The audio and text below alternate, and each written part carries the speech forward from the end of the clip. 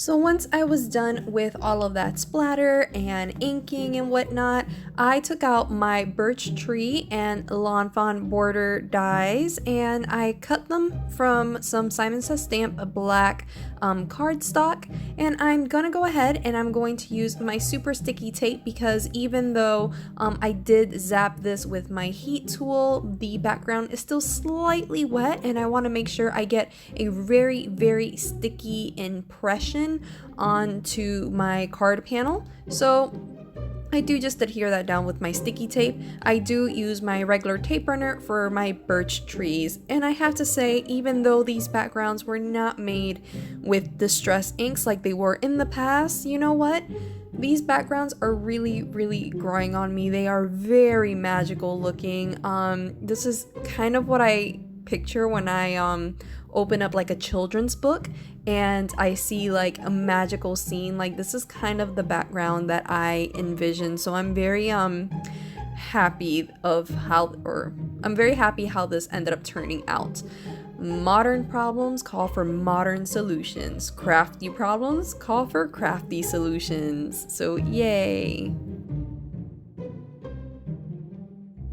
Once I was satisfied with the placement of my trees, I go ahead and I take out my foam tape so I can start adhering my dragon, my pumpkin, and my person down to my card panel.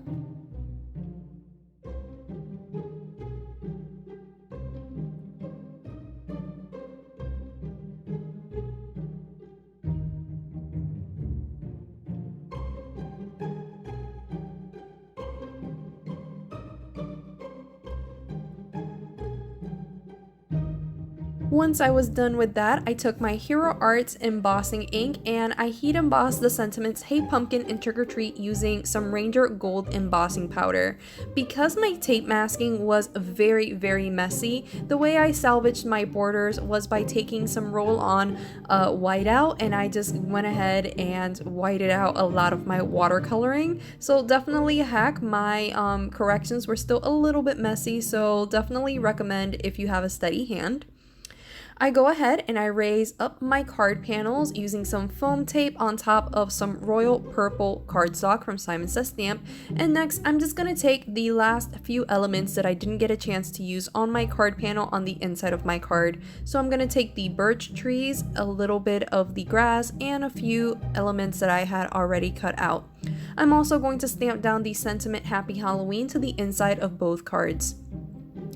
Lastly, I'm going to take that little image of the bat and I'm going to stamp that down on the inside of my card as well as around the sentiments, because I definitely still wanted to pay homage to the original card that I had made that was the inspiration for this, as well as the little blue agenda cards that I had made the other day. So I felt like this definitely brought everything together. I might add sequins or I might add glossy accents to the dragons. I'm not entirely sure yet, but Mama is running low on a lot of supplies and the holidays are not here yet, so she can restock. So I don't know. Thank you guys so much for sticking around this long. Thank you guys so much for watching. If you like what you saw, hit that subscribe button and definitely don't forget to like and share the content if you want more. I hope to see you guys again soon and I hope you guys have a very happy Halloween. Take care.